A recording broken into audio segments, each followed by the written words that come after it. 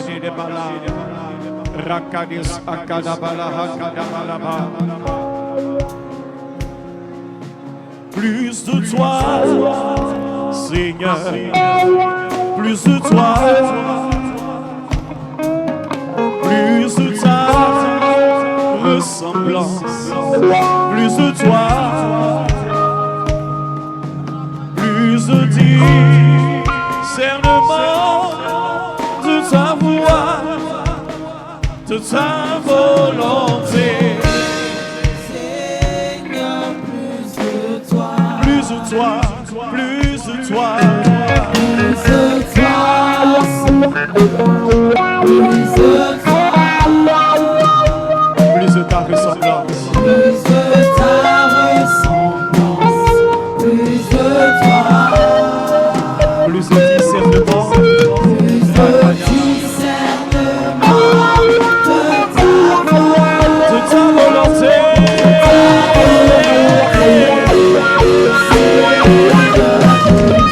De ta volonté.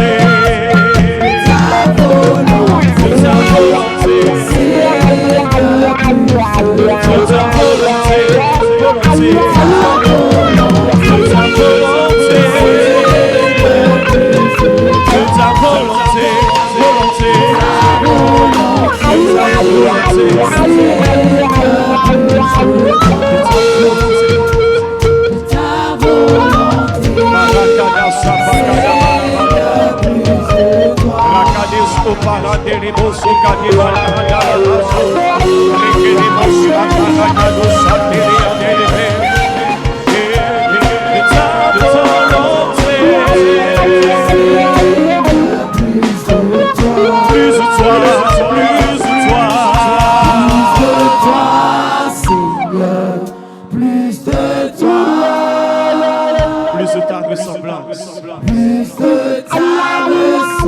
Est-ce qu'on peut chanter tous ensemble? Les mains levées, en signe de notre soif vers le Seigneur.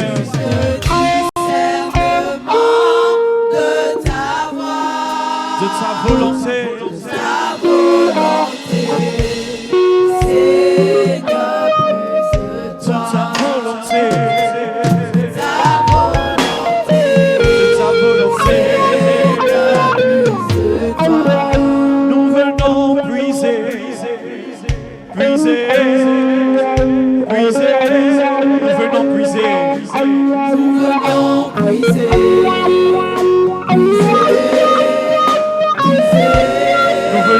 puiser.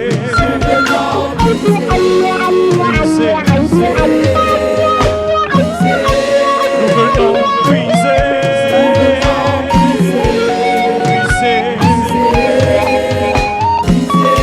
Plus de toi encore. Plus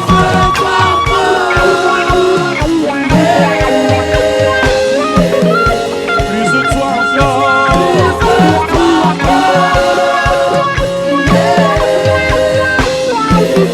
Plus de toi encore.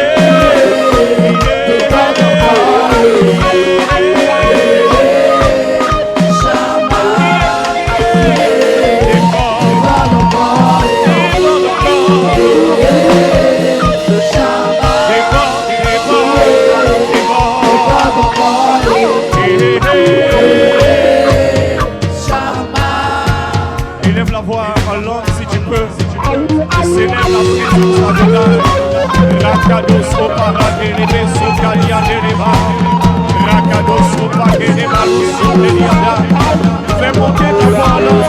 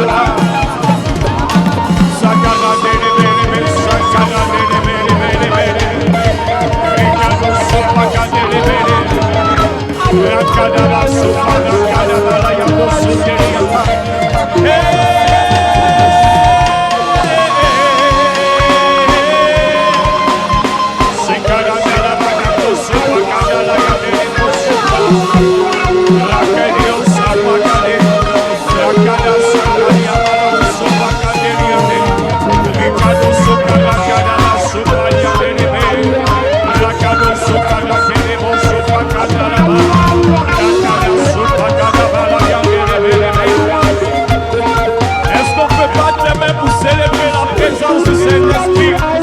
Est-ce qu'on peut battre la main pour célébrer la présence de Jésus? Rekado sakada bala bala sakele bele bele. Rakada sakada dele bele bele. Rakado sokada dele bele sopakade dele bele. Rakade sokada kada sakada bala bala. Rakado sakada dele bele bele. Rakado sokada bala. Rakado sokada bala kada. Bala.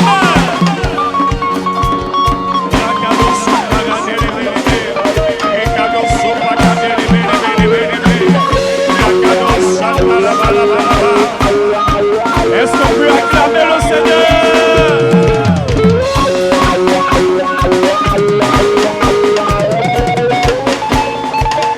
Avec des cris de joie.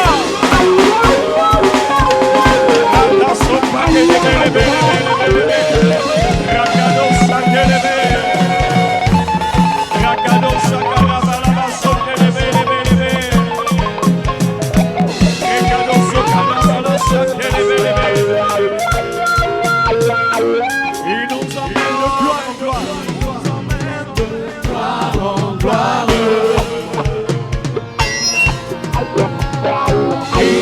emmène de gloire en gloire. Il nous emmène de gloire en gloire, de gloire en gloire. Il nous emmène de gloire en gloire. Il nous emmène de gloire en gloire.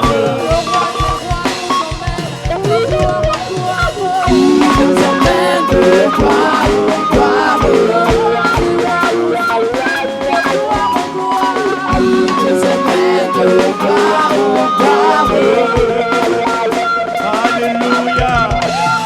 Est-ce qu'on peut donner une vibrante offrande d'acclamation à Jésus, celui qui rend cette rencontre possible? Alléluia. Merci Seigneur. Levons les mains vers le Seigneur. Père, nous te sommes reconnaissants pour cette 3e édition d'Espace Réveil. Merci pour ta miséricorde. Seigneur, je le dis et je le sens, je le pense véritablement. C'est ta miséricorde qui a rendu ce moment possible. Nous sommes à la dernière édition de l'année 2025. Mais j'ai envie de dire jusqu'ici, tu nous as secourus. Et je crois, Éternel des armées, que tu as commencé dans nos églises, dans nos ministères, dans nos vies, une belle œuvre que tu rendras parfaite. Nous te sommes reconnaissants. Et nous savons déjà que tu ne nous as pas convoqués en ce soir en vain. Tu ne nous as pas convoqués ce week-end en vain. Et nous pouvons déjà apprécier ton œuvre merveilleuse. Nous pouvons déjà apprécier l'expression de ton amour. Nous pouvons déjà contempler la grandeur de tes œuvres à venir. Et nous savons aujourd'hui que tu nous donneras une raison suffisante de te louer, de te célébrer et d'apprécier l'appel que tu as adressé à nos vies. Merci Seigneur. Nous te soumettons entièrement cette soirée, nous te soumettons entièrement ce week-end, nous te soumettons entièrement cette 3e édition d'Espace Réveil.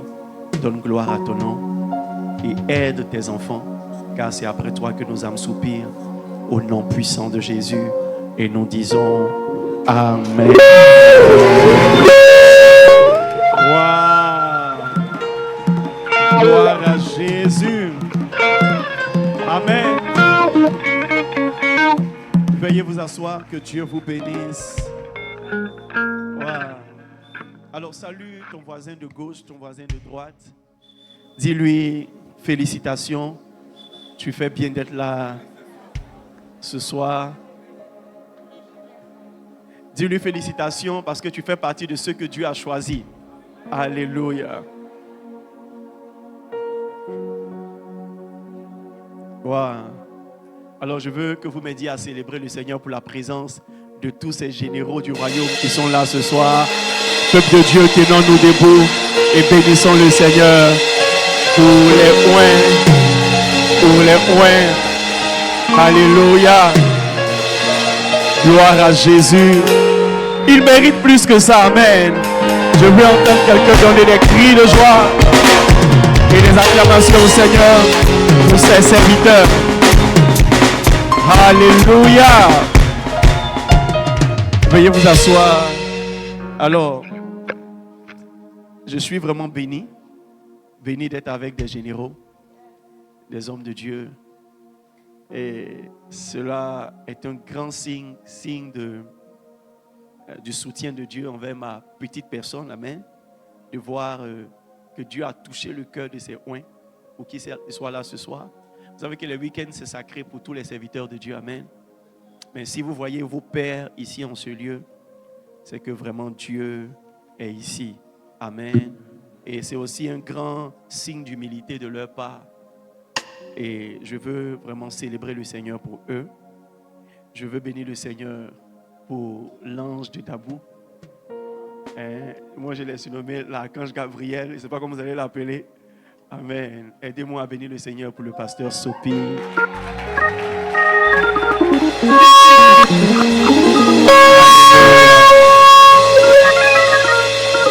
Nous bénissons le Seigneur pour Papa Ducé. Alléluia. Que Dieu bénisse son serviteur. Pour le couple pastoral Boigny, le couple apostolique, soyez richement bénis. Le prophète Ambra Maxime, pour qui je veux qu'on rende grâce au Seigneur. Alléluia. Alors, pour l'évangéliste international Gaumont, alléluia. Pour le pasteur Blé et son épouse, je veux qu'on acclame le Seigneur pour eux. Alléluia. Alors, nous bénissons aussi le Seigneur pour tous les assistants qui ont accompagné leur pasteur. Malheureusement, je n'ai pas la liste complète, mais je peux identifier le pasteur Yves et son épouse. Je veux qu'on acclame le Seigneur pour lui.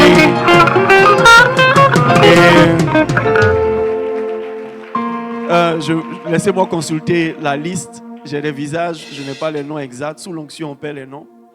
Amen. Ça, je dois m'inscrire à l'école de l'évangéliste A1, qui a le sens du protocole. Le pasteur Kobenan Martin, alléluia. Et que je veux qu'on acclame le Seigneur. Amen. Alors, je vois le pasteur Claver, Quadio Claver. Pasteur Nyapa. Pasteur Nyapa. Pasteur Martin. Amen, pasteur Martin. Alors, que Dieu bénisse ses serviteurs.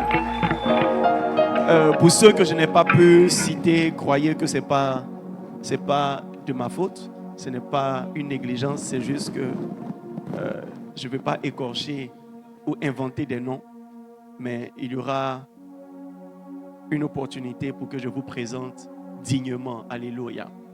Alors, soyez les bienvenus à la troisième édition de Espace Réveil. Et la première édition, nous étions rassemblés autour du thème. Qui peut me rappeler le thème? Qui peut me rappeler le thème de la première édition?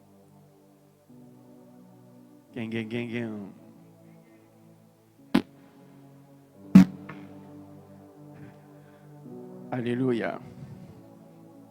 Le premier thème, c'était le réveil par l'Église. Amen. Et le deuxième thème, c'était bâtir des églises fortes. Et pour ce thème, nous parlerons de lever les obstacles à la croissance de l'Église. Alléluia. Et pour traiter ce thème, j'aurai avec moi le pasteur Abel Aki qui n'est pas là ce soir, mais qui sera là demain. Et nous aurons l'aigle de Dabou, l'homme, l'apôtre de la filiation. J'ai nommé l'évangéliste Edmond Aé.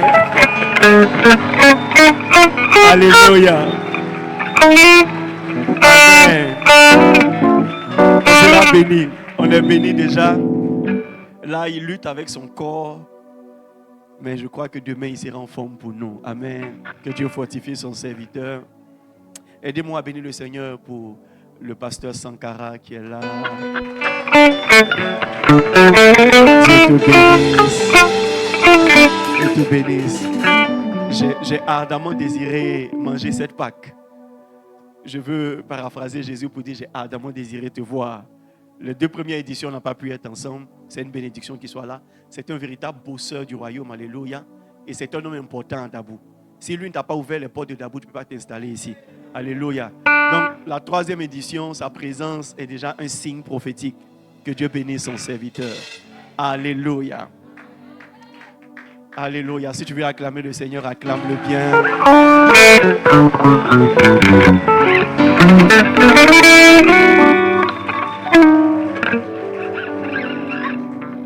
Alors, rentrons dans notre sujet. Le thème que nous allons voir ces 2 jours, c'est lever les obstacles à la croissance de l'Église. Je vais introduire en disant le plus directement possible que la volonté de Dieu, c'est que ces églises soient grandes. Amen. Dieu n'a pas planifié une petite taille ou un petit volume pour l'église. La volonté de Dieu est que l'église à laquelle tu appartiens soit une très grande église. Une église très puissante. Une église avec des gens à perte de vue. En Ésaïe 60, le verset 22, il dit « Le plus petit deviendra un millier. Le moindre, une nation puissante. Moi, l'Éternel, je hâterai ces choses en leur temps. » Ça a pour moi l'écho d'une prophétie. La petite église, ou l'église que tu appelles petite, Dieu va la rendre grande. Tu n'as pas dit Amen. Alors, pendant ces 2 jours, si tu es là pour un séminaire, pour entendre des prophéties sur ton mariage, s'il te plaît, attends le 31. Il y a un prophète que Dieu est en train de préparer pour les mariages miracles. Mais ici, on parle d'église. Dis à ton voisin, ici, on parle d'église. Même si on doit parler de mariage, on parlera de mariage dans l'église et par l'église. Alléluia. Alors, je suis en train de prophétiser en accord avec l'Esprit de Dieu. Le plus petit deviendra un millier. C'est la volonté de Dieu que ton assemblée qui compte peut-être 100 membres, 200 membres, atteigne le millier et dépasse le millier. Est-ce que tu n'as pas envie d'appartenir à une église sans tête ni queue? En fait, tu as du mal à voir la première rangée. Et quand tu viens le dimanche, même quand tu viens à 8 heures, tu n'as pas de place, tu es obligé d'être dehors. Lorsqu'on dit que ton église a une convention à la place Bédier, il n'y a même pas de place à la place Bédier. Et ton pasteur est petit comme ça au fond. Et on est obligé de renforcer la sonorisation pour l'écouter. Est-ce que tu ne seras pas fier de dire c'est mon église? Est-ce que tu ne seras pas fier de chanter dans le groupe musical d'une pareille église? D'être pasteur assistant d'une pareille église. Je lisais un document sur l'église du pasteur Young Guichot et je me suis rendu compte que ces cellules s'évaluent en milliers de membres. Parce que son église, déjà, l'assistance est dans le million. Nous, nos cellules, c'est 5 personnes. Et quand il y a 5, on bénit le Seigneur. Le jour où il y a 10, on fait agapé. Mais l'heure vient. Et elle est déjà venue.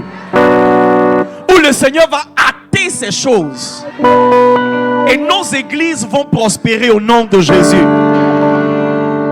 Il y a 3 semaines en arrière, j'étais en train de me poser 1001 questions et prier pour 1001 sujets. Et le Seigneur m'a dit, laisse-moi te donner des gens. Le Seigneur m'a dit, laisse-moi te donner des gens. Yes. Dieu va donner des gens à nos églises. Parce que c'est sa volonté. En Luc 14, verset 23, il dit, le maître dit au serviteur, va dans les chemins le long des haies, et ceux que tu trouveras, contrains-les d'entrer, afin que la maison soit comment? Remplie. Dieu veut que sa maison soit remplie.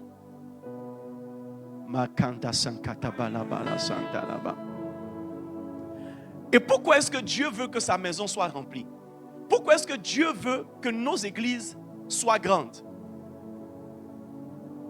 Dans l'esprit de Dieu, toute église est missionnaire. Toute église est comment? Il n'existe pas d'église qui existe juste pour le plaisir d'un pasteur. Ou bien pour le plaisir d'avoir des petits moments de prière. Toute église est créée pour accomplir une mission en particulier. Et la connotation de cette mission, le livre de Genèse appelle ça la domination. Donc toute mission de l'église a un caractère, doit avoir un caractère dominant. Doit avoir un caractère comment? Dominant. Lorsqu'une église n'est pas dominante, elle n'est pas influente. Lorsqu'une église n'est pas dominante, elle n'est pas comment? Influente. Lorsqu'une église n'est pas dominante, elle n'est pas puissante. J'ai entendu dire que dans un certain pays, le pouvoir en place était sur le point de laisser entrer une loi qui allait autoriser des choses pas autorisables dans l'éducation des enfants. Et un seul pasteur s'est levé et il a dit, ça ne rentrera pas ici. Pour qu'un seul homme de Dieu se lève et que tout l'État plie et renonce à son projet, ça veut dire que c'est un homme de Dieu puissant. C'est qu'il y a des gens derrière lui. Vous savez, lorsqu'il y a des élections dans tous les pays, que vous voyez des politiciens se promener, ils ne se promènent pas dans les cellules de prière. Ils ne se promènent pas dans les églises à effectif 50. Ils vont dans les églises où il y a des milliers de personnes pour essayer de gagner un électorat. Ils essaient même de rapprocher de le pasteur de l'église la plus influente. C'est pourquoi? Parce que pour eux, si on a eu le pasteur, on a eu l'église. Lorsqu'une église comme l'église de Papa Mohamed organise la traversée, c'est plus de 60 000 personnes en un même lieu. Quelqu'un comme ça, s'il dit votez telle personne, tu as 60 000 voix. Même les enfants vont voter. Les nouveaux-nés vont voter. Les amis, et je dis ça vraiment avec beaucoup de fierté, parce que le pasteur Mohamed est une fierté pour la nation.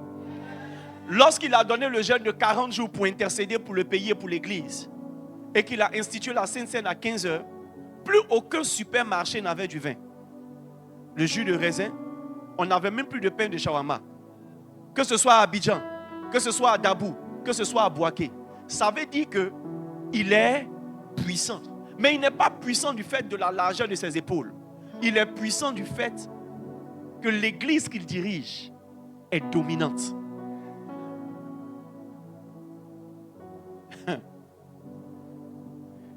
Un jour, one day, une assurance va venir démarcher l'église où tu es. Dans le but de pouvoir avoir juste 1000 personnes pour souscrire. Parce qu'ils diront, si on t'a On a notre chiffre d'affaires.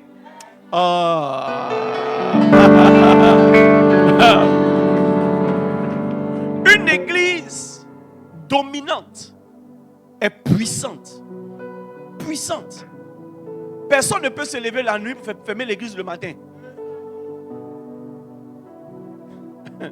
Lorsque tu vas à la pêche avec le filet et que tu réussis à prendre une bonne prise, tous les poissons n'ont pas la même famille. Tous les poissons n'ont pas la même nature. Tout ce qui est dans le filet, ce n'est pas juste des poissons aussi. Il y a aussi des sèches. Il y a souvent des pieuvres. Souvent, il y a les crevettes.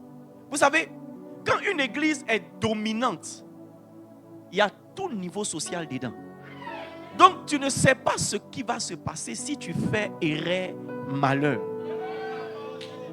Non seulement le diable a peur des églises puissantes, les politiciens ont peur des églises puissantes.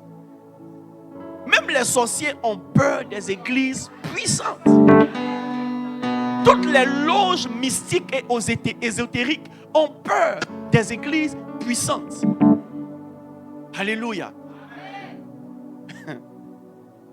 Parce que quelque part, même dans ton rêve le plus intéressant, tu ne veux pas dormir la nuit, te réveiller le matin et attaquer une telle église. Excusez-moi de parler encore du pasteur Mohamed parce que c'est le témoignage le plus frais que j'ai. Et d'ailleurs même, c'est ça. Il y a quelques années de cela, il était en train de faire une évangélisation de rue à Coco Vico. Et les gens sont tombés sur lui parce qu'il y avait une ordonnance d'État. Je ne sais pas comment ils ont composé ça, mais ils disent qu'on ne doit pas faire des évangélisations de rue sans une certaine autorisation. Alors que le vieux avait fait toutes les autorisations. Et les gars voulaient prendre le vieux pour mettre dans le cargo. Et le vieux lui a dit gentiment, pour votre propre sécurité, laissez-moi monter dans ma voiture, je vous suis. Parce que si je monte dans votre cargo là, ce n'est pas bon pour vous-même.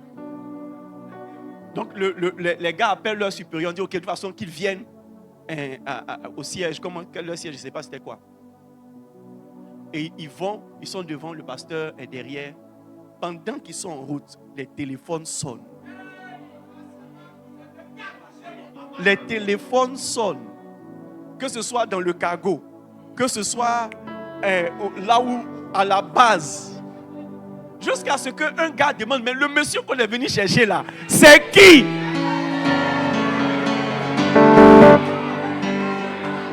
Et le chef répond, nous on est là pour obéir aux ordres. Quand ils sont arrivés dans le ministère ou le département qui les recevait, il y avait déjà des corps habillés qui étaient là, des avocats qui étaient là.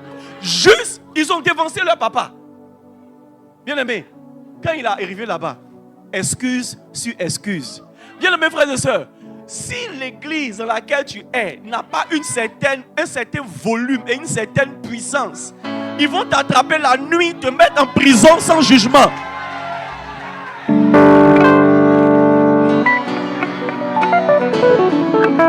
La probabilité qu'il y ait un avocat dans une église de 50 membres est de 0,0001%. C'est la raison pour laquelle Dieu veut qu'on ait des églises dominantes, de grandes églises.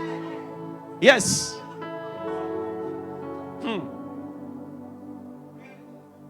Donc il a fait juste la balade guidée, la visite guidée, et il est retourné chez lui à la maison.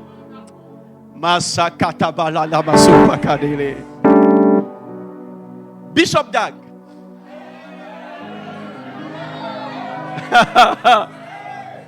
Une église dominante et prospère.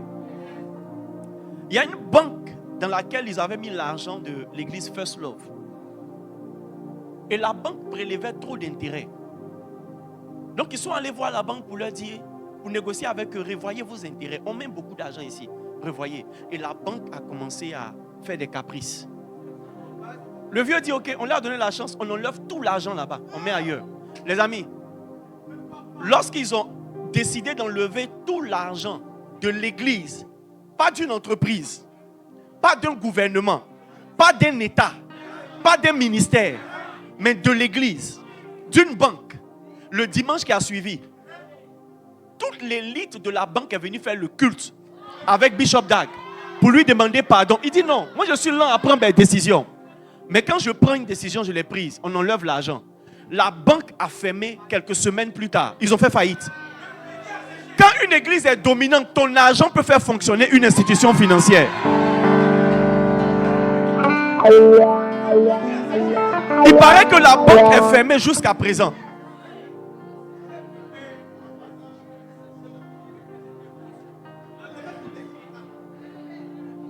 Une église dominante est prospère. Même si les fidèles ne donnent que 1000 francs, 1000 francs, 1000 francs. Dans une église de 1000 personnes, ça fait déjà 1 million par dimanche. Multiplié par culte de semaine, multiplié par dimanche.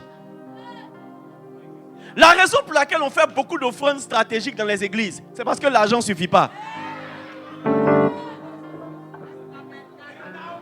Mais un jour, one day, ça va arriver dans ton église.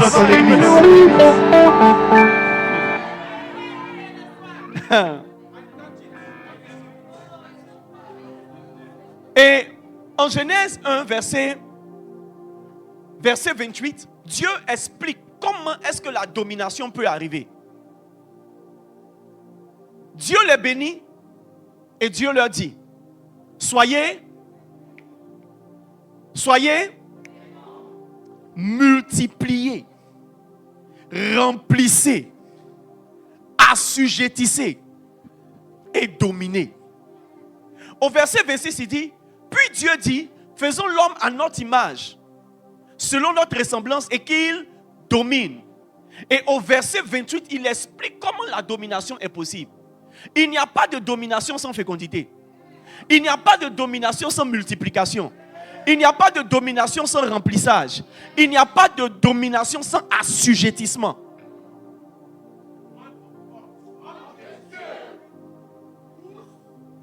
Lorsqu'on faisait live tour par la grâce de Dieu, on nous a surnommé Église Q-Magie. Parce que nos t-shirts étaient jaunes. Les amis, par la grâce de Dieu, le volume de nos activités a pu permettre une certaine, j'ai envie de dire, a pu attirer les regards sur l'église. Mais je veux vous confesser humblement qu'on n'a pas encore atteint le niveau de la domination. Parce que l'effectif qu'on doit avoir, l'effectif moyen pour qu'une église devienne dominante n'a pas encore été atteint. Yes. Et pour ce faire, il faut que chaque membre des églises, chaque pasteur, chaque membre de l'église accepte que les 100 membres là, ce n'est pas la prophétie que Dieu a envoyée sur sa vie. Vous savez, tant qu'on occulte la croissance de l'église, ça ne sera pas une réalité pour nous. Si la croissance de l'église ne réussit pas à être intégrée dans notre foi, de la même manière qu'on croit que si on meurt, on va aller au ciel, on doit croire aussi que si on commence l'église, on doit avoir grande église. Même si tu gères une cellule, tu dois avoir une grande cellule. Bien aimé, je regarde souvent les programmes de nos pères. Comment on appelle ces gens de grands groupes musicaux là? Mass choir. C'est ça, non? Le chœur massif. Le chœur massif, quand tu regardes à vue d'œil, il peut y avoir 500 personnes juste dans le chœur massif. Une chorale qui a 500 personnes, c'est-à-dire qu'il y a combien de membres?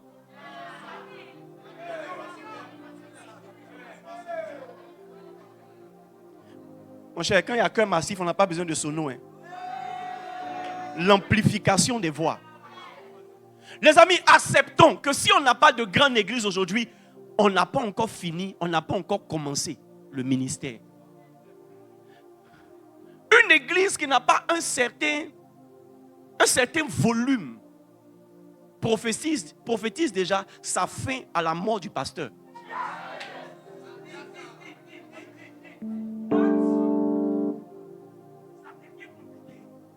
Les amis, Dieu sait quelles sont les différentes classes sociales qu'il y a dans les églises. Et Dieu sait que lorsque tu viens dans une église, et je vais en parler peut-être demain,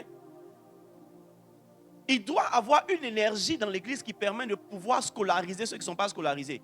Mais tu vois, parce que l'église n'est pas grande, le nombre de personnes qui peut aider un certain nombre de personnes à pouvoir s'inscrire ou à pouvoir embrasser une vie scolaire ou à pouvoir embrasser une vie professionnelle, le nombre de personnes est réduit.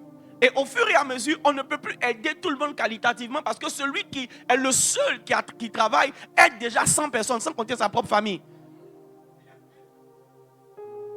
La réalité c'est quoi? C'est que ton avenir même est dans la croissance de l'église. Tu fais très mal de laisser le désir de la croissance ou la responsabilité de faire croître l'église à ton pasteur. Parce que la réalité c'est quoi? C'est que ton pasteur il est pris en charge par le Seigneur. Mais toi, peut-être que celui qui va te prendre en charge, celui que Dieu va toucher pour t'aider, est dans les 1000 ou les 1100 personnes qui vont venir. Les hommes de Dieu peuvent rendre témoignage.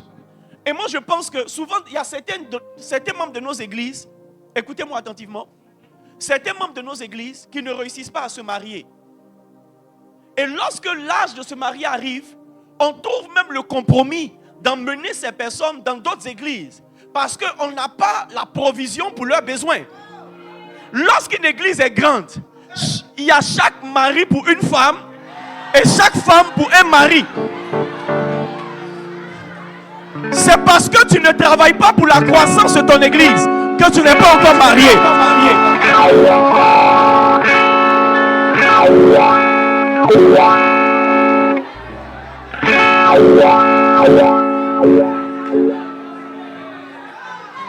Amen.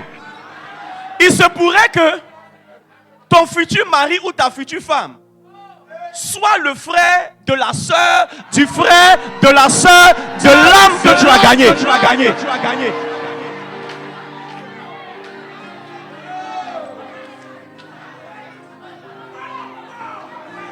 Tu ne travailles pas encore. Parce que le patron qui va te prendre avec tes carences et tes lacunes professionnelles doit faire partie de l'église d'abord, avant de te prendre.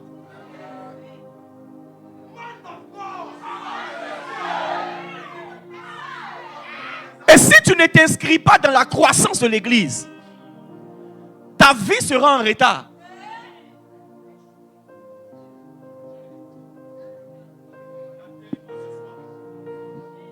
Les bishops, il y a certaines personnes, lorsqu'elles sont rentrées dans mon église, certaines choses sont devenues gratuites. Et certaines choses sont devenues faciles. Je me suis rendu compte que le plan de Dieu pour l'église, c'est qu'on ne dépense pas. Qu'on ait la grâce de faire toutes choses avec facilité. La raison pour laquelle on est obligé de payer cher les gens du dehors, c'est parce qu'on ne va pas chercher les gens du dehors pour qu'ils deviennent des gens du dedans. À quel moment ton seul pasteur va faire croître l'église pour que dans la masse de personnes, les 5 personnes qui gagnent peut-être par jour ou par semaine ou par mois, il y ait quelqu'un providentiel pour toi? Tu dois t'enregistrer aussi dans la croissance de l'église. Un jour, le pasteur Mohamed expliquait la différence numérique, la différence de la croissance numérique dans l'islam et dans le christianisme. Il dit l'une des choses qui fait croître l'islam, c'est que le seul gars a 4 femmes. Donc il peut enceinter les 4 femmes la même année. Et les 4 femmes accouchent en même temps. Et depuis leur enfance, ils apprennent déjà le Coran. Donc tu vois que s'il y a au moins 10 musulmans qui ont 4 femmes, et 4 femmes, la mosquée a grandi. Mais nous, notre semence est plus puissante. Je dis notre semence est plus puissante. La semence de Dieu en nous est plus puissante. Parce que nous, on peut évangéliser et gagner comme Pierre 3000 personnes en une seule prédication. Et les 3000 personnes, si elles reçoivent le Saint-Esprit, elles peuvent gagner chacune au moins 10 personnes, 10 personnes, 10 personnes. Et en un rien de temps, on finit par avoir 30 000 ou 300 000 personnes. Le problème, c'est qu'on a concentré l'énergie de croissance de l'église juste sur l'énergie du pasteur. Mais tu ne t'es pas rendu compte que toi aussi, tu dois porter ton fruit. Parce que chaque arbre doit porter son fruit selon son espèce. Chaque arbre doit porter son fruit selon son espèce. Chaque chrétien doit porter son fruit selon son espèce. Il y a des gens que tu peux toucher que le pasteur ne pourra jamais toucher.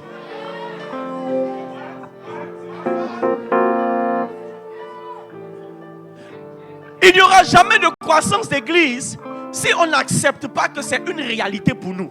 C'est une grâce de Dieu pour nous. C'est une prophétie. Mais cette prophétie répond au désir. Ça ne sert à rien de prier pour quelque chose que tu ne désires pas. Il dit, fais de l'Éternel tes délices et je te donnerai ce que ton cœur. Tous ceux qui ont de grandes églises ont désiré avoir de grandes églises. Parce que la sagesse de Dieu veut que lorsque quelqu'un ne désire pas quelque chose, c'est un péché pour Dieu de lui donner. Pourquoi? Parce que ce que tu n'as pas désiré, tu n'as pas la sagesse pour entretenir. Et tu ne te mets même pas en peine d'avoir perdu cela. Dans l'histoire de Salomon, une femme a perdu son enfant. Elle a volé l'enfant d'une autre femme. Je me demande comment est-ce qu'elle a pleuré son enfant. Elle a eu le temps d'avoir tant de malice pour voler l'enfant de quelqu'un d'autre. Si tu étais vraiment en deuil, tu n'as même pas avoir l'énergie émotionnelle pour voler l'enfant de quelqu'un d'autre. Mais parce qu'elle ne désirait pas l'enfant, mais Dieu lui a fait la grâce d'avoir un enfant, elle a préféré remplacer l'enfant pour sauver son image auprès de son mari et auprès de la société. Mais celle qui a eu l'enfant par désir a demandé à ce qu'on ne tue pas l'enfant. Pourquoi? Parce qu'elle veut que l'enfant vive. Même s'il n'est pas pour moi, au moins il doit vivre. Dieu sait qu'il y a des combats que tu ne mèneras pas si ton désir ne rejoint pas ce qu'il te donne. On prie souvent par convoitise, mais on ne prie pas par désir. On veut ce que les autres ont. Mais nos prières ne sont pas fondées sur la raison fondamentale pour laquelle Dieu a donné ça à ces gens. Il y a des sacrifices que tu ne pourras jamais faire si tu n'as pas la révélation de la valeur de ce sacrifice pour toi. Yes. C'est la raison pour laquelle Dieu ne nous sauve pas en global. Le salut est personnel. C'est le désir que tu as de Dieu qui te donne accès au meilleur de Dieu. Moi je le dis toujours, on peut être dans le même environnement en train de prier, mais on n'est pas dans la même atmosphère spirituelle. Il y a des gens qui sont dans la présence de Dieu pendant qu'on est ensemble. Il y a des gens qui sont juste dans la salle. Selon le désir que tu as, Dieu se révèle à toi ou Dieu ne se révèle pas à toi. Dieu court pour rencontrer ceux qui le désirent. Et il boite pour aller vers ceux qui ne le désirent pas.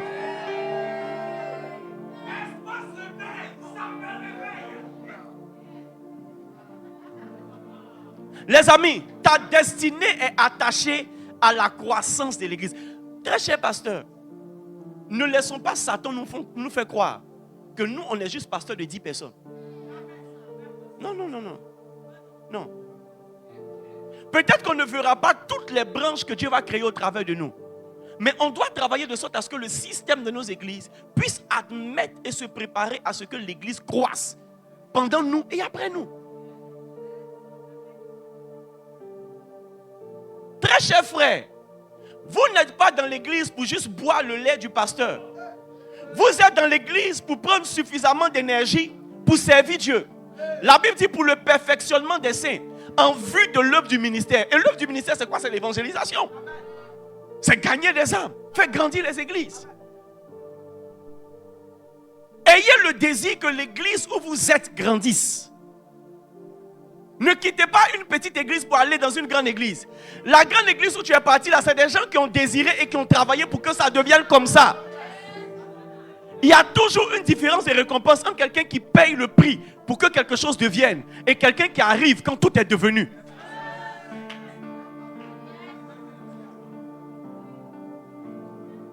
Aucun parent ne prend au sérieux son enfant qui se lève pour manger quand la nourriture est prête. Mais lorsque tu commences à rentrer aussi en cuisine ou aller au marché ou même découper les oignons, tu mérites de manger. Et on te sert même les meilleurs morceaux par mérite. Lorsque tu te réveilles et tu rentres en cuisine, quand tout est prêt, on te traite de paresseux. Et Jésus parle de ce mauvais serviteur. Il dit serviteur paresseux et méchant. Il y a une certaine méchanceté qui fait que tu es prêt à quitter ta petite église, ton petit département, pour aller dans une autre église. C'est cette méchanceté-là qui t'empêche de donner de ta force pour que l'église croisse.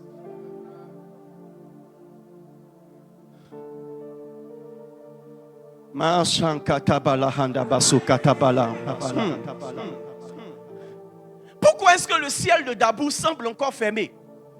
Pourquoi est-ce que le ciel semble encore des reins sur la tête de Dabou? Pourquoi est-ce qu'on a l'impression que la vie est difficile à Dabou? Parce que c'est vrai, il y a la lumière. Mais il se pourrait que la lumière qui brille à Dabou ne soit pas suffisante. Bien aimé, tu peux avoir mis du sel dans la sauce. Mais quand on goûte qu'il n'y a pas suffisamment de sel, on dit il n'y a pas de sel. Si nos églises, que Dieu nous a fait la grâce de bâtir et d'intégrer, ne sont pas en train de grandir, elles n'auront pas l'éclat qu'il faut pour chasser les ténèbres. Elles n'auront pas l'éclat. Je rentrais sur Abidjan la veille d'un programme que j'organisais, une croisade. Et le Seigneur m'a dit, malgré ta bonne volonté, tu ne peux pas tout faire toi seul. Et il m'a dit, prie pour que d'autres personnes prennent le flambeau de l'évangélisation. Que ce soit dans les villages, que ce soit dans la ville. Prie pour que d'autres personnes se lèvent comme toi. Quelle que soit l'énergie qu'une église déploie, ce n'est pas suffisant. Aujourd'hui, le pasteur Mohamed voyage pour faire le programme, mais ce n'est pas suffisant. Imaginez si on était 10, 20, 1000 en train de déployer la même énergie. Les ténèbres allaient reculer. Les ténèbres allaient reculer. Et les ténèbres allaient reculer. Un jour, Jésus s'est assis avec ses disciples. Et il a dit, la moisson est abondante. Mais les ouvriers sont peu nombreux. Et puis il a marqué un silence. Il dit, les gars, priez le maître de la moisson. Afin qu'il envoie des ouvriers pour la moisson. Les amis, le cri de cœur de Dieu, c'est qu'il y a beaucoup de personnes qui s'investissent pour que la moisson soit rentrée au grenier. Une église de 10 personnes peut gagner en moyenne juste 15 personnes.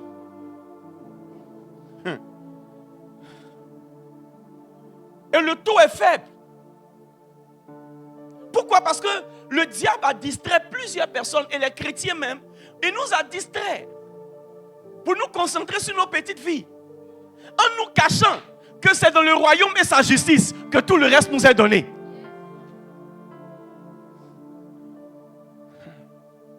Je prie que tu comprennes ce qu'on va prêcher ces 2 jours. Souvent tu arrives à l'église dimanche. Il n'y avait personne. Mais si toi tu n'es pas venu avec quelqu'un, qui va venir avec quelqu'un? Le pasteur n'a qu'à aller acheter des gens au marché pour envoyer. Pour qu'il y ait des gens. Pendant ce temps, tu as laissé tes parents à la maison. Tu as laissé tes enfants à la maison. Tu as laissé tes amis de quartier. Tu as laissé tes amis de football. Tu devrais prier pour que Dieu te donne l'onction pour toucher leur cœur. Tu devrais prier pour que Dieu les sauve. Tu devrais prier pour que Dieu te donne des signes pour incliner le cœur de tes proches à répondre à ton invitation. Tu devrais prier.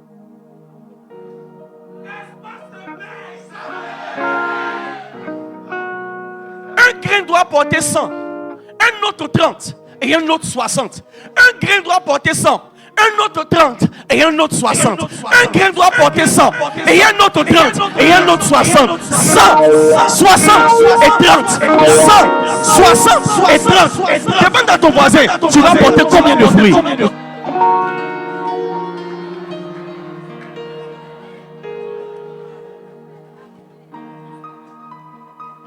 Lorsque Dieu ne trouve pas un désir brûlant, il n'envoie pas la masse.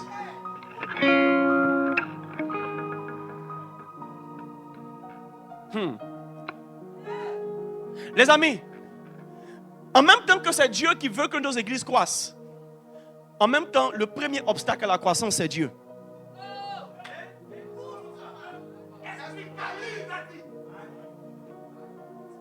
En même temps que Dieu veut que nos églises croissent, en même temps, le premier ennemi de la croissance, c'est Dieu. 1 Pierre 3, 1 Corinthiens 3, verset 6. J'ai planté, Apollos a arrosé, mais Dieu a fait croître. Mais attends, le Seigneur m'a dit il y a quelques semaines de cela, je vais te donner des gens. Ah donc, s'il n'y a pas encore des gens, c'est qu'il ne m'a pas encore donné des gens.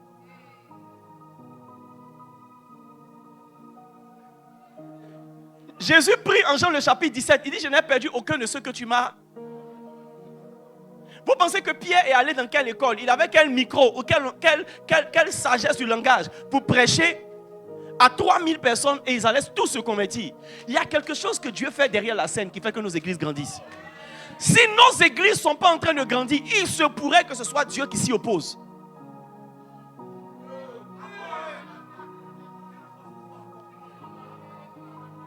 Maintenant, pourquoi est-ce que Dieu pourrait s'opposer à la croissance? La première raison pour laquelle Dieu peut devenir l'ennemi de la croissance d'une église, c'est parce qu'il ne vous a pas appelé.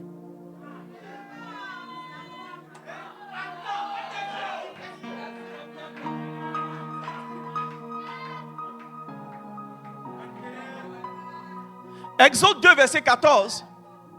Cet homme répondit: qui t'a établi chef et juge sur nous? Penses-tu me tuer comme tu as tué l'Égyptien? Moïse eut peur et il dit: certainement, la chose est connue.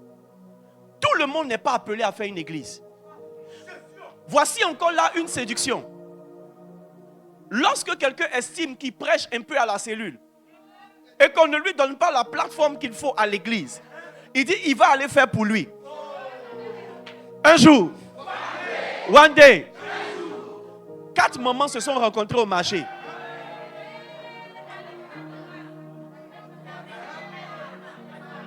Mais si vous parlez, je ne peux pas raconter où. 4 mamans se sont rencontrées au marché.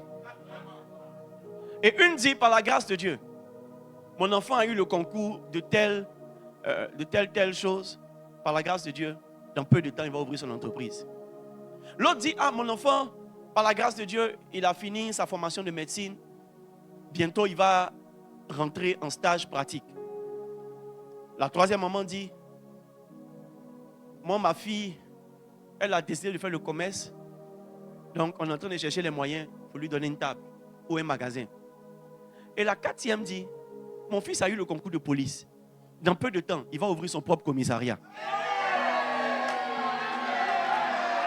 Mais pourquoi tu cries? C'est pas comme ça on ouvre commissariat. Mais comment vous pouvez admettre qu'on n'ouvre pas les commissariats comme ça?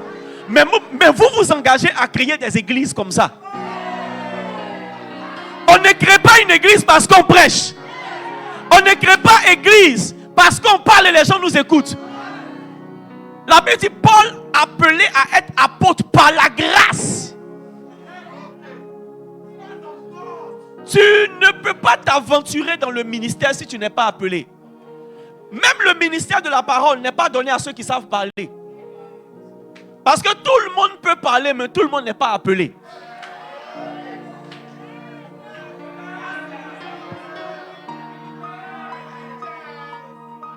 Ce soir, je me suis caché derrière la fenêtre de ma loge et j'entendais l'une de mes filles qui est à l'organisation de l'église chanter. Et j'ai appelé maman et dit, regarde, écoute la voix de la fille. Et elle chantait bien. Et maman dit, mais elle chante bien. J'ai dit, ok, tu sais quelle est l'organisation? En réalité, on découvre maintenant son talent. Vous savez pourquoi? Parce que Dieu a voulu que ce soit aujourd'hui. Et qu'on ne la gaspille peut-être pas dans l'organisation. Écoute-moi très bien. Une chose dans le ministère, c'est que tu ne te présentes jamais, on te découvre. Toutes les fois où tu es tenté de te présenter, tu es séduit. Dans le ministère, soit on te découvre, soit on te recommande. On ne quitte pas l'église pour aller faire église parce qu'on est frustré. Quel que soit ce que tu vas faire, Dieu ne va pas te soutenir avec la croissance parce que tu n'es pas appelé. Beaucoup de serviteurs de Dieu sont en train de tâtonner parce qu'ils ne sont pas appelés. Et souvent ils sont appelés, mais pas appelés à être des apôtres. Ils sont appelés à être des assistants, à travailler sous autorité.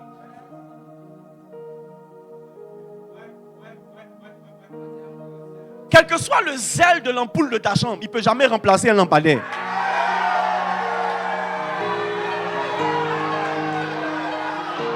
Quel que soit le zèle de l'ampoule de ta chambre, il ne peut jamais remplacer un lampadaire. Et s'il s'amuse dans le branche, il va exploser.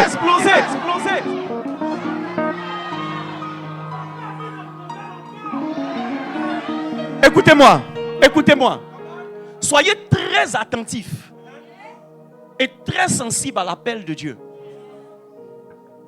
L'église est tellement sérieuse que n'importe qui ne peut pas se vanter d'être pasteur.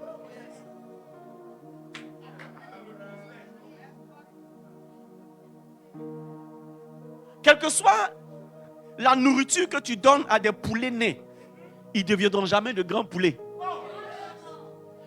Quelle que soit l'énergie que tu mets pour nourrir des cailles, ils n'auront jamais la taille des dindes. Je suis en train de dire à quelqu'un que peut-être,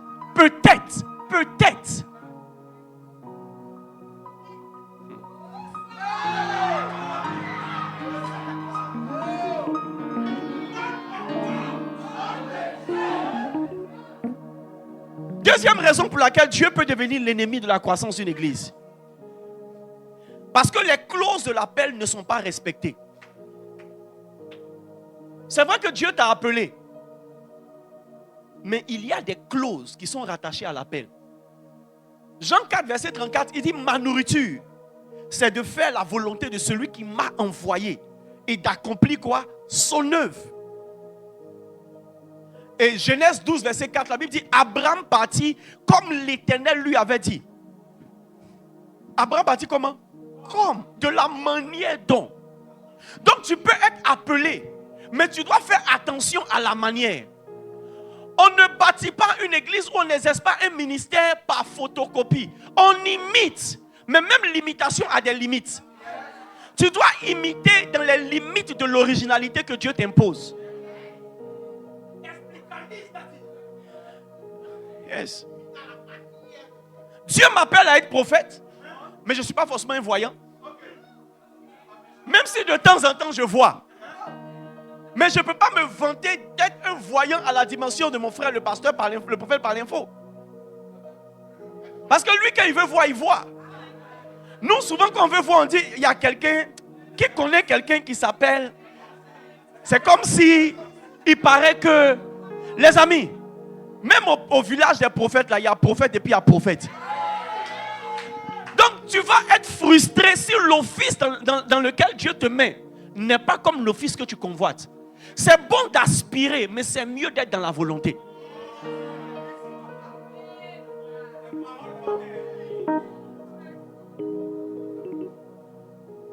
Souvent, l'une des choses qu'il faut respecter lorsque Dieu t'appelle, c'est le temps de ton appel.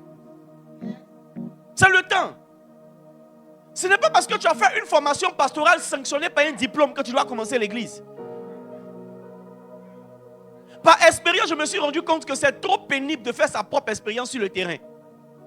On aurait été plus avantagé si on était en stage sous l'autorité des pairs et qu'on avait vu leur manière de faire. Ça aurait facilité la tâche à beaucoup de personnes. Mais tu es en train de recréer la roue parce que tu n'as pas eu la patience d'apprendre auprès de quelqu'un.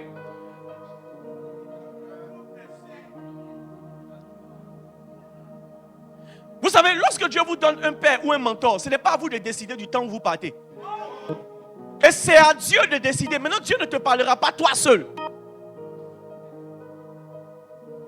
Dieu est respectueux de toutes les autorités qu'il établit sur la vie de ses enfants. Donc, il ne peut pas venir te dire quelque chose qu'il n'a pas dit avant. J'ai lu le livre de Rick Joyner, Quand Dieu marchait sur la terre. Et il explique dans quel contexte est-ce que les disciples de Jean l'ont quitté pour suivre Jésus. Lorsque Jean a baptisé Jésus, tous les disciples étaient attentifs à ce que Jean disait. Parce qu'à plusieurs reprises, il parlait de Jésus. Et il y a deux disciples en question, je pense que c'est André et Philippe, qui étaient... C'est que Jean a dit est resté dans leur tête. Et quand ils ont vu Jésus et tous les signes qui ont accompagné son baptême, ils ont senti que leur cœur a suivi Jésus. Mais ils ne se sont pas levés pour suivre Jésus. Non. Ils ont fait une deuxième remarque, c'est que depuis que Jean avait baptisé Jésus, Jean était devenu bizarre. Dans le livre, Rick Joyner présente Jean comme un pasteur violent, brutal, agressif. Ça veut dire quelqu'un qui est sans protocole. Mais quand il a baptisé Jésus, il est devenu doux. Et ses disciples se demandaient, mais qu'est-ce qui s'est passé? Et dès qu'il a baptisé Jésus, il est sorti de l'eau. Selon le témoignage de Rick Joyner, il est allé dans le désert pour aller prier. Et pendant ce temps, ses disciples étaient en train de se consulter pour voir la manière dont ils allaient voir Jean-Baptiste pour prendre sa bénédiction pour suivre Jésus. Un temps, il y avait déjà une tractation angélique. Il y a des anges déjà qui discutaient pour dire que ces deux-là, ils ont été choisis pour suivre Jésus. Je pense que dans le livre, on l'appelle le Saint. Choisir le Saint. Ils ont été choisis pour suivre le Saint. Et ils sont allés voir Jean. Et Jean lui a dit, je sais déjà que je vous ai préparé pour lui. C'est le temps que vous le suiviez. Est-ce qu'il y a quelqu'un qui te dit que c'est le temps? Pourquoi quand toi tu viens nous dire que c'est le temps, on doit dire effectivement c'est le temps? Mais vous savez, il y a un piège dans lequel vous nous mettez. Quand tu dis Dieu t'a dit, aucun pasteur ne veut devenir le contradicteur de Dieu. Donc quand tu dis Dieu t'a dit, on va te livrer au Dieu qui t'a parlé. Mais laisse-moi te dire qu'il se pourrait que ce ne soit pas Dieu. Parce que le jour où même Dieu parlait à Samuel, il a parlé à Samuel avec la voix d'Élie. Pour ramener Samuel à Élie. Parce que si Dieu ne te conduit pas vers celui qui peut te faire sortir, il ne te fera pas sortir. Même si tu as 9 mois dans le ventre de ta mère, si on ne t'aide pas à sortir, tu peux mourir. Non, tu peux mourir. Tu peux mourir.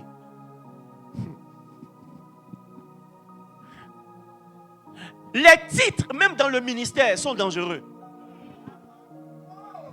Si Dieu t'a dit tu es pasteur, tu es pasteur. Si Dieu t'a dit tu es prophète, accepte que tu es prophète. Il n'y a pas de petit ministère. Un pasteur, aujourd'hui, pasteur Mohamed, vous aussi. Bishop Dag, lui, se fait appeler évangéliste Dag. Mais regarde le ministère qu'ils ont. Pourquoi vous minimisez les ministères? Pourquoi vous appropriez des... Aujourd'hui, on t'appelle comme un bishop. Tu n'as même pas une cellule de prière. Mais souvent, l'appellation qu'on met sur toi, c'est ça qui t'empêche de rentrer dans le ministère.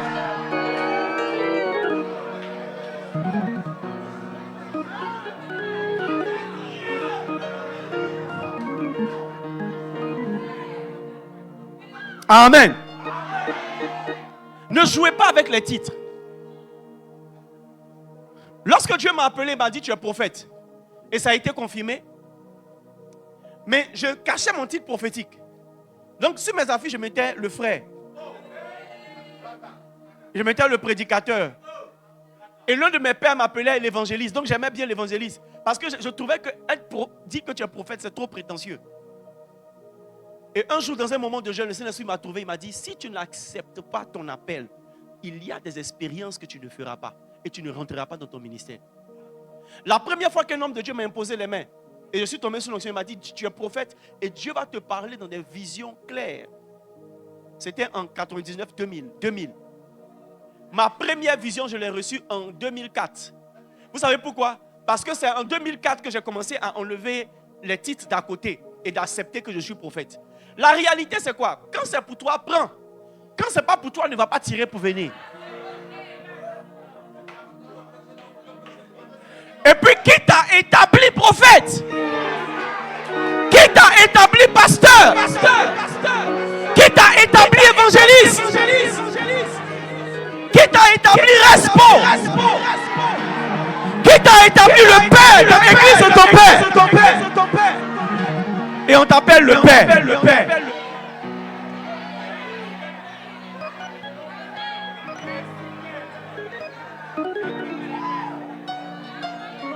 C'est dans la sorcellerie seule qu'un enfant peut devenir le père de son père.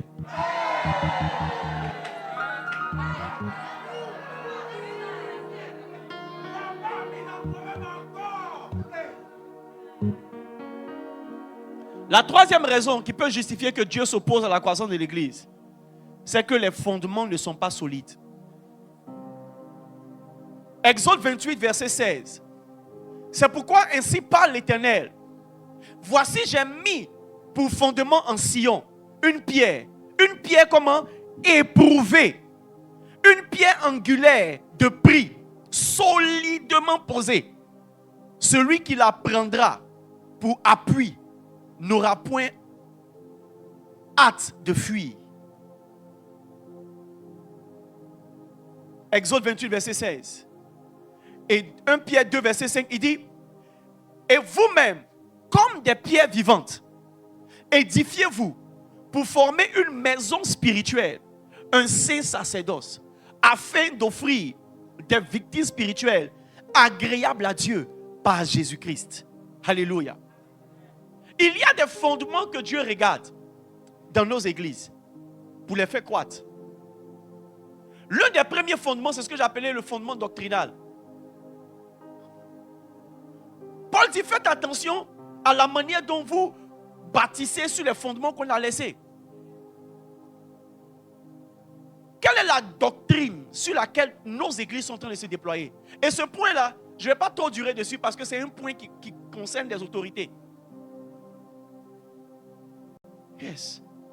Mon cœur ne brûle pas pour parler de ces choses maintenant. Le deuxième fondement, c'est le fondement spirituel. Une église qui n'a pas une dimension spirituelle assez mature ne peut pas connaître un certain niveau de croissance. C'est la raison pour laquelle si vous laissez toute la vie de prière au groupe d'intercession, l'église ne va pas croître. Toi, en tant que membre de ton église, tu dois être un homme de prière, un homme d'intercession pour l'église. Répète après moi, je deviens un homme de prière et un homme d'intercession pour l'église. Lorsqu'il n'y a pas la spiritualité dominante dans l'église, c'est vrai que pour gérer le timing de nos cultes, on ne met pas toujours l'accent sur beaucoup de temps de prière le dimanche. Mais cela sous-entend qu'il y a un palliatif. Il y a un autre programme à côté où on fait prier toute l'église. Yes. Yes. Le problème avec vous, les amis, c'est que lorsqu'il y a ce genre de programme de prière pour intercéder pour l'église et pour vous rendre de plus en plus mature spirituellement, vous ne venez pas. Vous aimez les programmes où on va vous délivrer. Vous aimez les programmes où on va vous faire tomber. Mais lorsque tu tombes et lorsqu'on te délivre, c'est parce que le maître a besoin de toi. Il dit déliez-le et laissez-le aller. Parce que le maître en a besoin.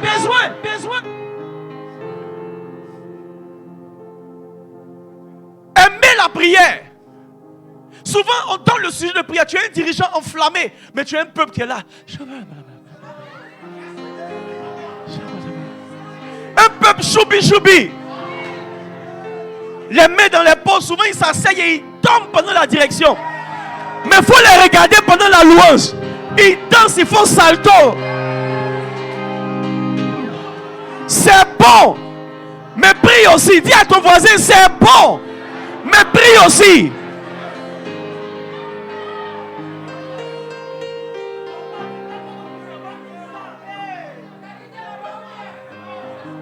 Yes. Est-ce que tu sais pourquoi toi seul tu n'arrives pas à gagner des âmes? Parce que tu ne peux pas gagner les âmes par la sagesse humaine. Il faut l'esprit. Et le problème c'est quoi? C'est que tu ne pries pas. Donc tu parles selon la chair, mais il n'y a aucune force qui soutient ton invitation. Il n'y a aucune force qui ne soutient ton évangélisation. Vous devez vous battre pour devenir des hommes de prière et des femmes de prière.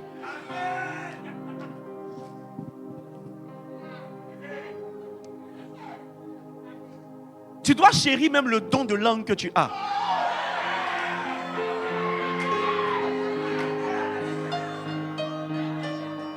Tu dois chérir. Je suis en train de préparer un programme bientôt, mais ça c'est pour mon église.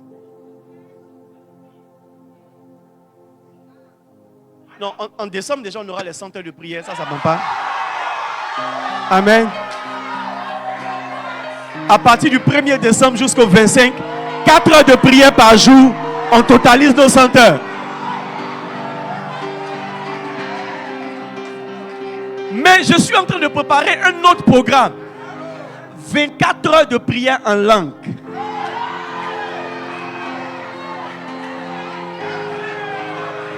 Yes. On commence vendredi midi. Et on finit samedi midi. Tu seras là? Les amis, écoutez-moi. Aimez ce genre de programme. Chérissez ce genre de programme. Vous à qui vos pasteurs ont fait la grâce d'être des responsables de département. Ne soyez pas des administrateurs. Introduisez vos départements dans la prière. Introduisez vos tribus dans la prière. Introduisez vos cellules de prière, votre cellule dans la prière. Vous devez transformer les membres de vos cellules en prieurs. Mais vous savez, on ne peut pas donner sujet de prière aux gens et puis nous on ne prie pas. Le pasteur il prie. C'est toi qui ne prie pas. C'est pourquoi tu as toujours énervé sur le groupe du département. Tu as toujours énervé pendant les répétitions. Tu as toujours énervé pendant les réunions WhatsApp. Parce que tu ne pries pas et eux ils ne prient pas.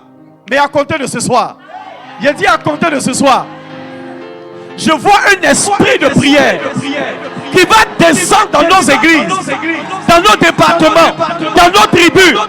Donne-moi un puissant amen.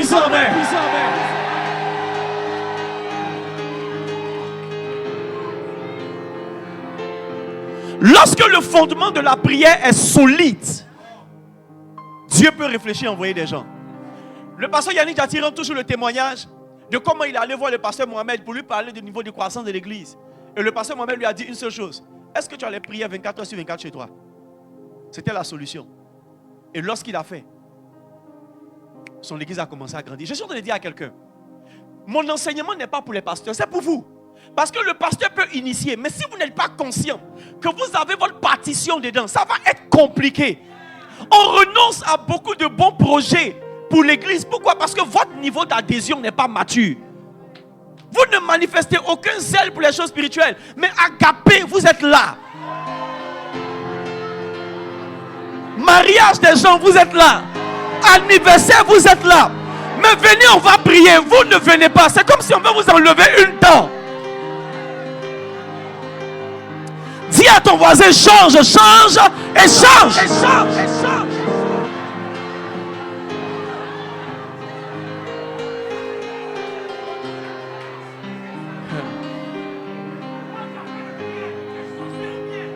Yes.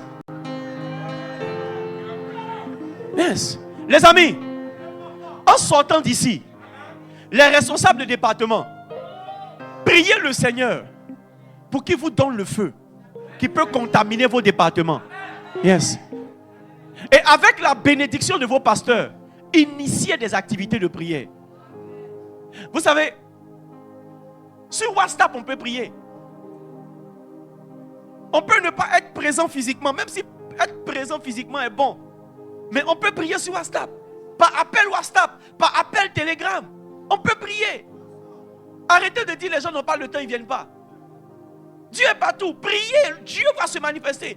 Vous savez, il y a des gens qui attendent de prier juste un peu pour que leur coquille éclate. Pour que tout ce qui les empêche de rentrer dans leur saison de faveur soit levé. Dieu regarde le fondement spirituel de l'église. Et il y a d'autres aspects qui interviennent dans le fondement spirituel. Peut-être que j'aurai l'occasion d'en parler demain. Yes. Et le dernier fondement que Dieu regarde, c'est le fondement humain. L'église se bâtit sur les fondements des apôtres, sur pierre, avec des pierres vivantes. Et j'en ai parlé à Espace Réveil précédent. Lorsqu'il n'y a pas d'hommes suffisamment matures et équipés dans l'église, Dieu ne peut pas envoyer de nouvelles personnes. Écoutez-moi très bien. L'église a la sagesse africaine. Dans la sagesse africaine, quand ton papa t'a mis au monde, il prend soin de toi et il fait vite pour que tu ailles vite. Pour que tu puisses prendre soin de tes petits frères. Il y a des gens dans l'église, ce n'est pas le pasteur qui doit prendre soin d'eux. C'est toi qui dois prendre soin d'eux. Donc tant que tu n'es pas prêt, Dieu n'envoie pas ces personnes. On parle des 120, on parle des 1000 et quelques, on parle de quoi? Mais Jésus ne reconnaît que 12 personnes. Les vrais fils de Jésus, c'était les 12. Et c'est à partir des 12 fils que les petits-fils sont nés. Maintenant, l'un des critères du fondement humain, c'est des personnes qui sont prêtes à porter le fardeau de l'église. Beaucoup de personnes se cherchent. Et c'est en se cherchant qu'ils trouvent le chemin de l'église. Quand tu arrives à l'église, arrête de te chercher. Cherche Dieu. Et je te promets que quand tu seras en train de chercher Dieu, tu vas trouver un fardeau doux et léger. Et tu dois t'approprier le combat de l'église. On ne doit plus te forcer. Tu dois dire, le sort de cette église, c'est mon sort. L'avenir de l'église, c'est mon avenir. L'avenir de ce pasteur, c'est mon avenir. Où il ira, j'irai. Où il va mourir, je vais mourir. S'il fait évangélisation, je suis avec lui. S'il veut faire gospel, je suis avec lui. Il fait veiller de prière, je suis avec lui. Il fait des campagnes, je suis avec lui. Ça va, je suis avec lui. Ça va pas, je suis avec lui. C'est mon église, c'est mon pasteur. Une pierre est caractérisée par sa stabilité. Dieu n'envoie pas des gens parce que les fidèles qu'on a ne sont pas stables.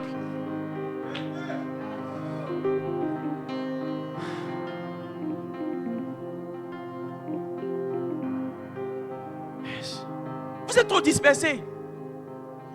Vous êtes trop dispersés. Si tu n'es pas marié, ça fait quoi?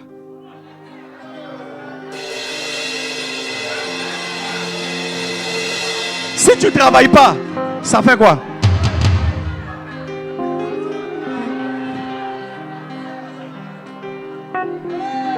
Si tu dors à l'église, ça fait quoi?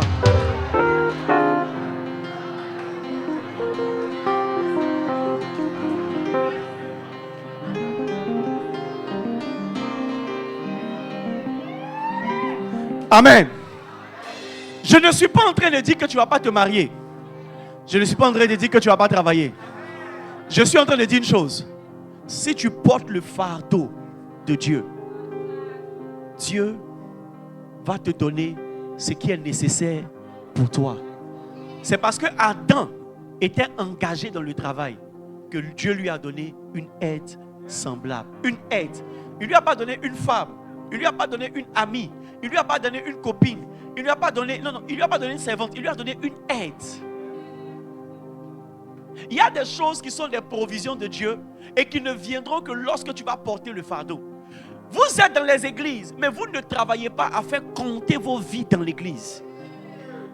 Vous êtes prêts à partir quand ça ne va pas et à revenir quand ça va bien, sans honte ni gêne.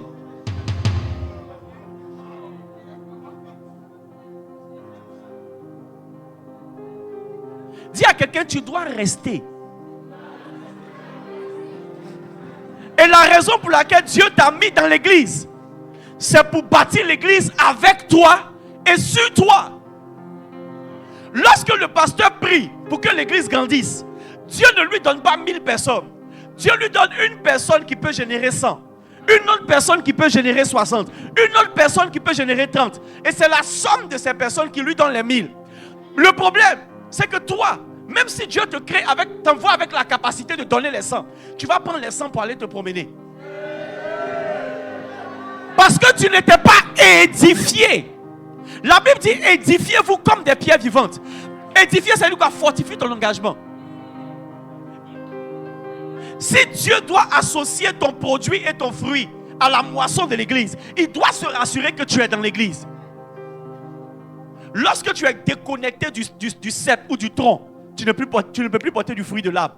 Pourquoi? Parce qu'on ne peut pas associer ton fruit au fruit de l'arbre. Toute branche qui est déconnectée ne portera jamais de fruits. Il y a des gens qui sont assis ici ce soir, qui ont fait le plan, dès que l'opportunité se crée, pour quitter Dabou, d'intégrer une autre église à Abidjan. Et tu es la raison pour laquelle l'église n'est pas en train de grandir. Parce que tu étais censé emmener un certain nombre de personnes, mais Dieu ne te voit pas connecté. Il dit tout sarment qui n'est pas connecté à moi, tout sarment qui n'est pas attaché à moi ne peut porter du fruit. N'ayez pas honte de vous attacher à vos pasteurs. Vous êtes là pour équilibrer leur ministère. En réalité, votre raison d'existence, c'est le ministère du pasteur. Mademoiselle Ève, la raison pour laquelle tu as été créée, c'est pour Adam. Tu n'étais pas le premier plan de Dieu. Hein? C'est Adam le premier plan. Toi, tu viens aider le plan de Dieu. Acceptez que votre salut et votre intégration dans une église, c'est pour aider un pasteur à achever sa course.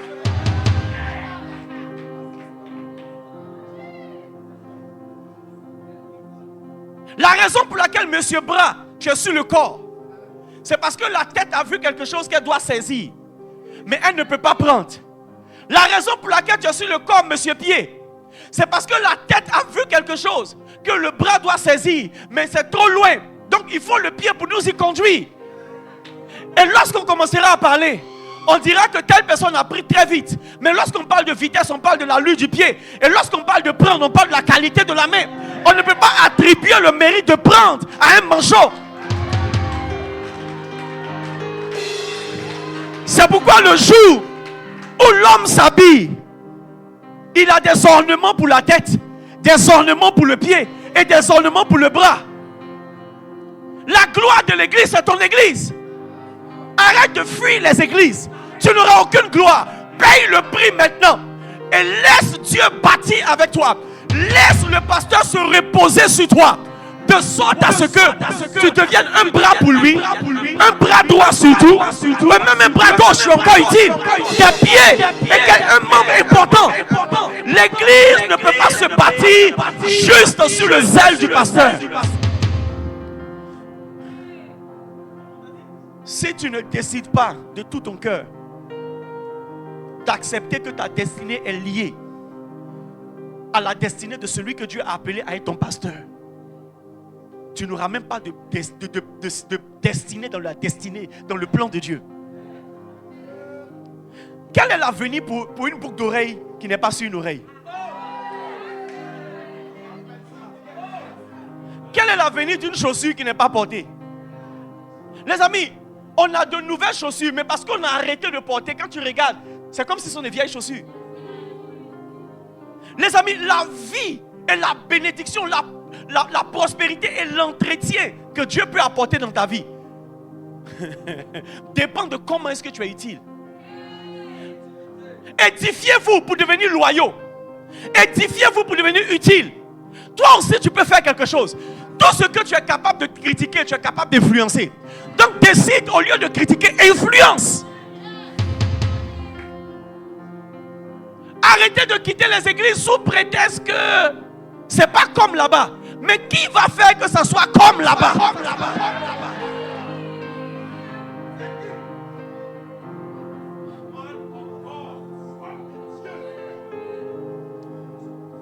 Qui va faire? Aujourd'hui, regardez, par la grâce de Dieu, je bénis le Seigneur. J'ai eu la vision de l'espace réveil. Mais tout ça, ce n'est pas moi qui ai fait. Parce que peut-être des gens se sont dit, non, c'est vrai qu'on va faire espace réveil. Mais s'il n'y a pas ça, ça sera d'une certaine manière. Il faut qu'il y ait ça. Et il faut que ça soit de telle manière. Il faut que... Et vous voyez, c'est la totalité de l'investissement des individus dans la vision qui fait qu'on peut apprécier ce qui est fait.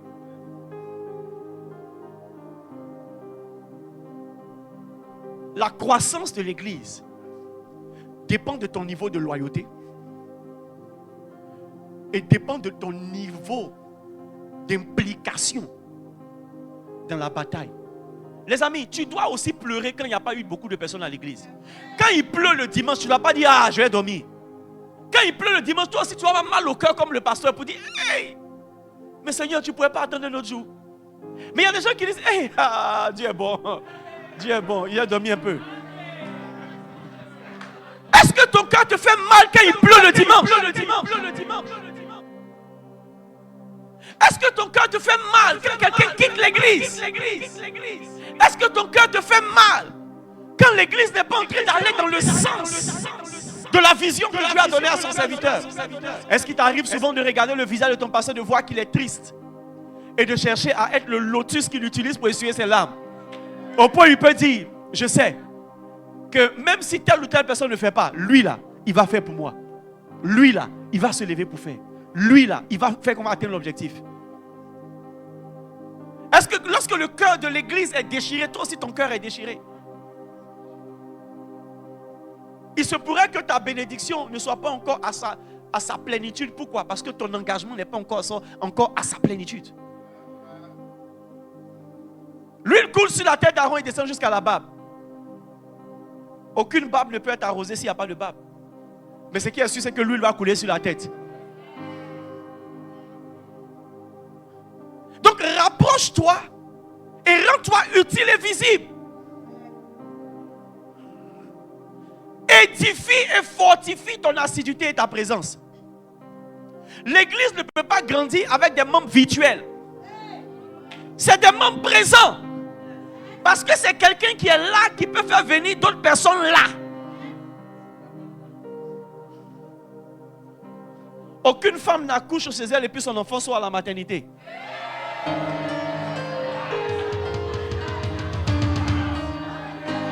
Il faut que tu sois à la maternité pour pousser là. Tu invites les gens le dimanche, on vient, on ne te trouve pas. Je vais te dire quelque chose et ce sera ma conclusion. Il y a un jugement sur toi. Le même jugement qu'il y a eu sur le figuier. Pour avoir été planté, pour avoir été engraissé, pour avoir de belles feuilles et pour ne pas avoir porté du fruit. Il y a un jugement sur toi. Est-ce que vous savez que dans certains pays, ils peuvent même pas aller à l'église? Ils cherchent même à avoir une Bible. Mais toi, Dieu t'a planté dans une communauté. Et au lieu de chercher à prendre tes racines et à laisser tes fruits tomber là, et tes feuilles même nourrir le sol là, tu cherches ailleurs où ils vont se contenter d'utiliser ton bois pour faire des chaises.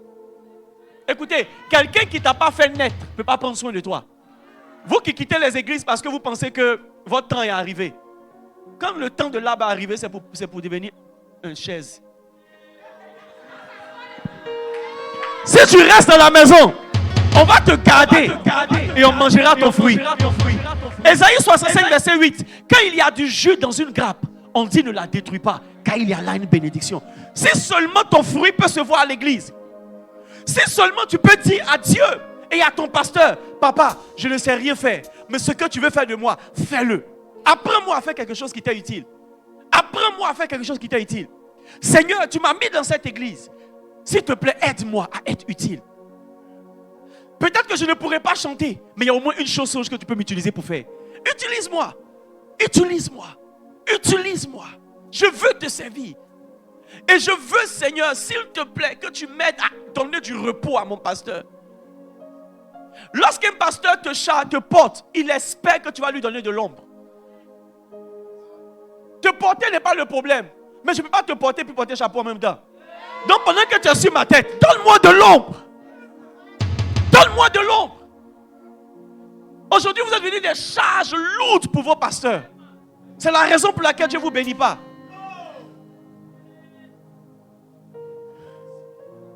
L'un des codes de la célébration, de l'élévation et du positionnement dans l'église, c'est l'utilité.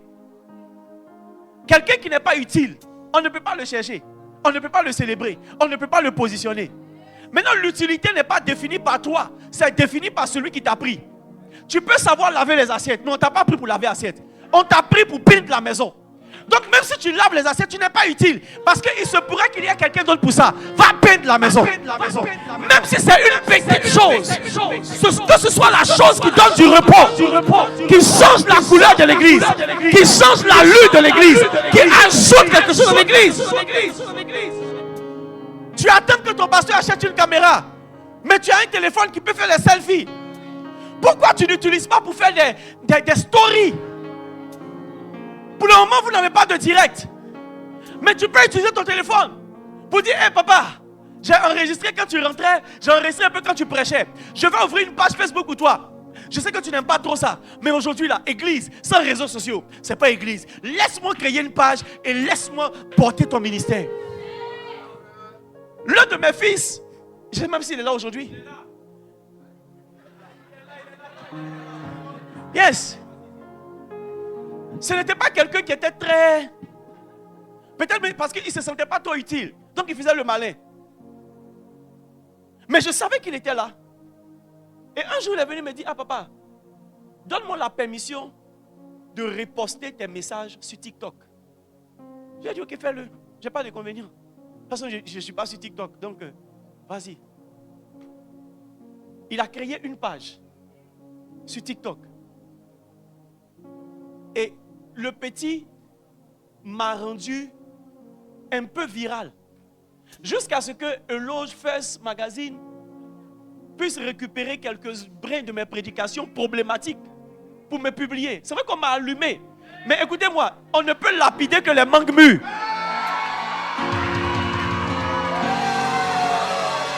Yes. Pourquoi est-ce que toi tu aimes les réseaux sociaux? Écoutez, les jeunes, ils comprennent les réseaux sociaux. Moi-même sur la page TikTok que j'ai créée, c'est quand je mets lui ces vidéos qu'il a coupées là, que j'ai des vues qui dépassent le millier. Donc j'ai décidé de démissionner et de le laisser faire. Quand il publie quelque chose, 50 000 vues, 71 000 vues, 80 000 vues. Les amis, je ne le paye pas pour ça. Je ne paye pas sa connexion. Je ne lui ai jamais fait un dépôt. Je n'ai pas fait de prière stratégique pour lui. Mais il a dit, s'il y a quelque chose au moins que je peux faire pour aider mon père, je vais le faire. Et même si avant je priais pour lui, aujourd'hui j'ai 2 fois plus de raisons de prier pour lui. Parce que s'il meurt maintenant, mon nom disparaît. Il n'a pas intérêt à mourir. Il n'a pas intérêt à rétrograder. Il n'a pas intérêt à ne pas avoir de téléphone. J'envoie un ange pour remplacer ses téléphones à chaque moment. Et je sais que s'il est fidèle jusqu'à la fin, Dieu va le bénir.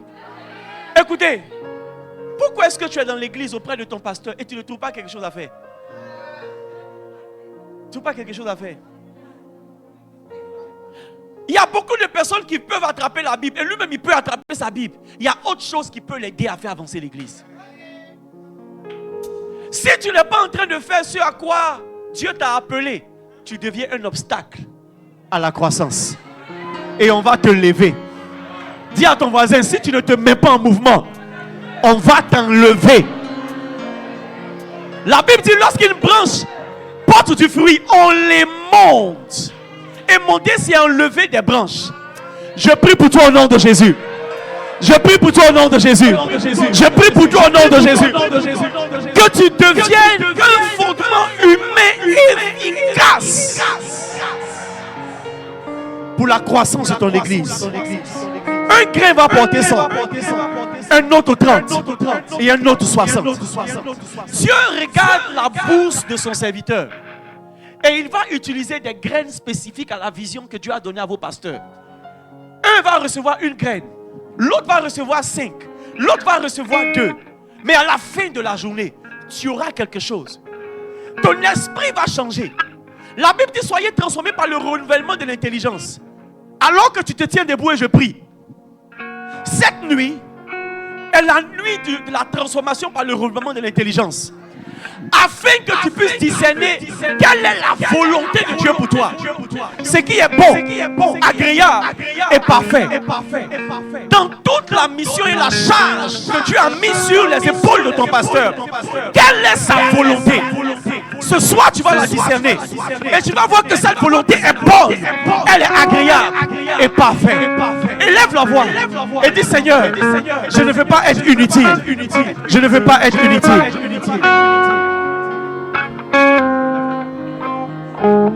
Je ne veux pas être inutile. Masaka telebele handaka bahanka doso pakadebala. Rakado so karanda laba. Sinkada bala handelebe.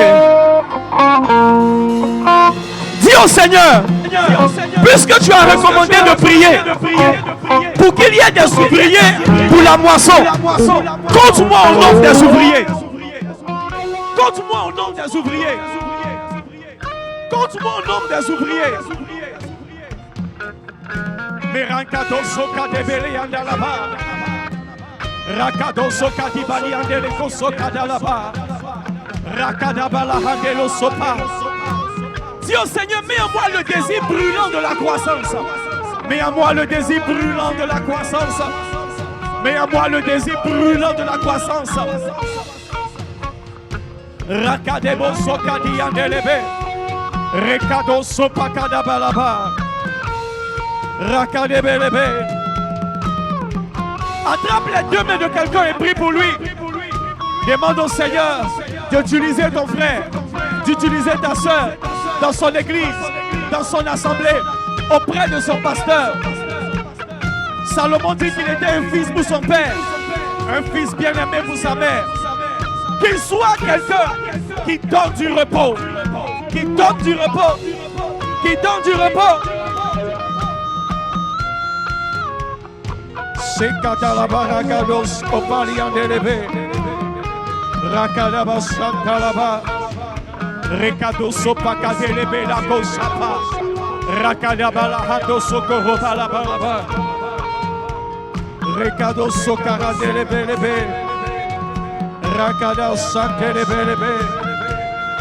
Rakadaba sokadiandelebe lebe. Rekadaba sokadaba la balaba. Rakadebo sokarandelebe lebe. Riandalaba sekadaba la hando sopakadelebe. Prie, prie, prie, prie, prie.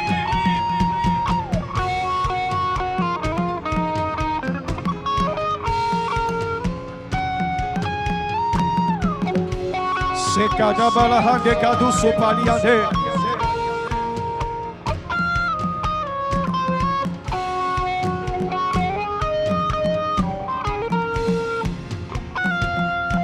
Élève les deux mains, demande au Saint-Esprit de t'aider.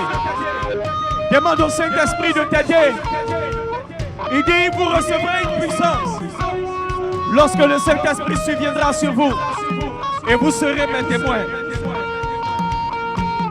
Une capacité. Une puissance, c'est une capacité. Une puissance, c'est une énergie. Une puissance, c'est une force. Un zèle. Un cœur nouveau. Une puissance, c'est un réveil. Sakadele le karuba la basote. Eremalo sakadaba la rakade basitelianda. Rebokoto sopaka de bala rakado sope. Erakada sankala bala balaba. Rakado sokoro balaba setelebe. Rekadaba sankala balaba. Rekado sakara delebe. Rakado sokala bala rakade boskapa. Rekada santa la bala bala bala bala bala bala bala. Rakado sokoro bakando sepaliane. Rakade sakara delebe. Rekada sokaranda la bala bala bala. Erakado sokoro bala basi pakadelia. Rakada bala bala baso palida la ba. Rekada santa la bala bala. Aide-moi, Saint-Esprit.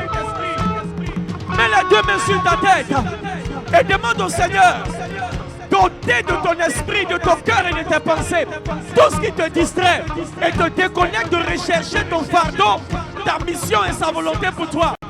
De te déconnecter de tout ce qui est égoïsme, besoin égoïste, caprice, désir du monde et de te concentrer, de te donner un esprit concentré sur son œuvre. Rekadabala bala bala bala bala bala. Sakade balara. Sakada bala hedaba soke. Yes. Rakado sokoro bala basanta. Rebala barakado sopeli yandelebe. Rakada basopa kada balaba. Rebele bele bele bele bele bele bele bele bele bele. Ebele bele bele bele bele bele bele bele. Rebele bele bele bele bele bele bele bele. Rebele bele bele bele bele bele. Rebele bele bele bele bele bele. Sakara bele bele bele bele. Au nom de Jésus. Et donne-moi deux bons amen. Alléluia. Reste debout et regarde-moi juste une minute. Les hommes de Dieu peuvent s'asseoir au besoin. Vous savez, si Dieu, pour cultiver la terre, a créé l'homme, à combien plus forte raison Dieu, pour bâtir son église, ne va pas utiliser l'homme? Tous les territoires que l'église à laquelle tu appartiens n'a pas encore pu explorer, tous ces territoires sont rattachés à toi. Toutes ces choses que ton église n'a pas encore pu faire, ton pasteur n'a pas encore pu faire, c'est parce que tu ne t'es pas encore levé pour te positionner. Souvenez-vous de ce qui s'est passé en Actes. La Bible dit que les apôtres un jour ont fait une réunion et dit on ne peut plus se concentrer sur partager la nourriture. On doit, nous, notre appel, c'est de prêcher et de prier. Mais on a besoin des gens qui vont s'occuper des autres choses. Pendant que tu es en train de pleurer parce qu'on ne s'occupe pas de toi, Dieu veut que tu t'occupes de quelque chose. Jésus a pris 3 ans et demi pour prendre 3 ans, 2 ans et demi, 3 ans pour prendre soin de Pierre. Au moment venu, il a dit à Pierre, maintenant c'est ton temps de prendre soin de tes frères. Est-ce qu'il y a quelqu'un ici qui réalise qu'il a trop duré auprès de son pasteur pour être encore au stade de bébé, sans que quelqu'un l'appelle grand frère, ou bien mentor, ou même papa, et puis toi-même tu as dit non, je ne suis pas ton père, on a le même père. Est-ce que quelqu'un se reconnaît en toi pour dire, je suis venu dans cette église parce que la fille là m'a envoyé? Et vous savez, on n'a pas besoin de faire 3 ans de vie chrétienne pour ça. Lorsque le diable sème l'ivraie de la déloyauté dans le cœur des gens, au lieu d'être concentré sur le pasteur et sur l'église, on a l'esprit éparpillé. Même qu'on aime Dieu, on n'aime pas Dieu convenablement. L'une des choses que je vais vous enseigner demain, c'est qu'on ne peut pas aimer Dieu à notre manière. Dire à Dieu que tu l'aimes n'est pas le signe que tu l'aimes. Yes. À un certain niveau, quitter une église, c'est une démonstration que tu n'aimes pas Dieu. Même si tu vas dans une autre église, décidez aujourd'hui, à partir d'aujourd'hui, le véritable réveil spirituel, ce n'est pas quand vous priez ou jeûnez, ou que vous manifestez des dons spirituels. Le véritable réveil spirituel, c'est quand vous êtes réconcilié avec la volonté de Dieu. Et quelle est la volonté de Dieu? L'édification du corps de Christ. Et la partie du corps où vous avez été connecté, c'est l'église à laquelle vous appartenez. Et la jonction entre vous et Christ, c'est le pasteur que Dieu vous a donné. Si votre présence dans l'église ne donne pas de repos à votre pasteur, ne demandez plus à Dieu pourquoi est-ce que je ne suis pas exaucé. Vous avez déjà la réponse. Yes. Yes. S'il n'y a pas d'homme dans les églises, s'il n'y a pas de pierre vivante, il n'y a pas d'église. Il n'y a pas d'église. Les fondements d'un pasteur, c'est les fondements d'un gratte-ciel. Un bon pasteur a le volume, la structure et la force d'un gratte-ciel. Mais s'il n'y a pas suffisamment de pierres, on va se concentrer de faire une maison basse avec lui. C'est la raison pour laquelle certains ministres sont vus et d'autres ne sont pas vus. Quelqu'un peut bien prêcher, mais il n'a personne. Donc on ne le voit pas. Mais celui qui a des gens, il devient comme une ville située sur une montagne. On ne peut pas le cacher. Si tu te soustrais de la somme des pierres que Dieu a ajoutées à la maison de ton pasteur, tu es en train de diminuer sa hauteur. Et tu vas payer le prix. Espace réveil, c'est en même temps attirer votre attention sur des choses qui peuvent vous faire perdre certaines couronnes. Ne sois pas un obstacle à la croissance de ton église. Répète après moi, je ne serai pas un obstacle à la croissance de mon église. C'est à mon avantage d'appartenir à une église monstrueuse, dominante, influente, grande. Et c'est à mon avantage de porter beaucoup de fruits. Que Dieu t'aide au nom de Jésus. Alléluia. Acclame le Seigneur et assieds-toi. Alors, nous sommes à la fin de notre première soirée. Est-ce que tu as appris quelque chose ce soir? Retourne avec l'esprit de prière au nom de Jésus. Lève ton offrande ou lève les mains, nous prions le Seigneur. Père, merci de recevoir nos offrandes. Merci de bénir tes enfants. Merci pour cette première soirée. Oh Père, tu nous as fait du bien. Et nous croyons que demain, tu seras encore avec nous. Je prie au nom de Jésus que pendant ces 2 jours, au travers de tes serviteurs, tu puisses nous faire du bien. Bénis les offrandes de chacun de tes enfants. Et que le fruit soit l'avantage de leur communauté, soit l'avantage de leur ministère, de leur département. Au nom de Jésus. Amen. Alors, sous la direction du groupe musical Service d'Ordre, venez faire vos offrandes.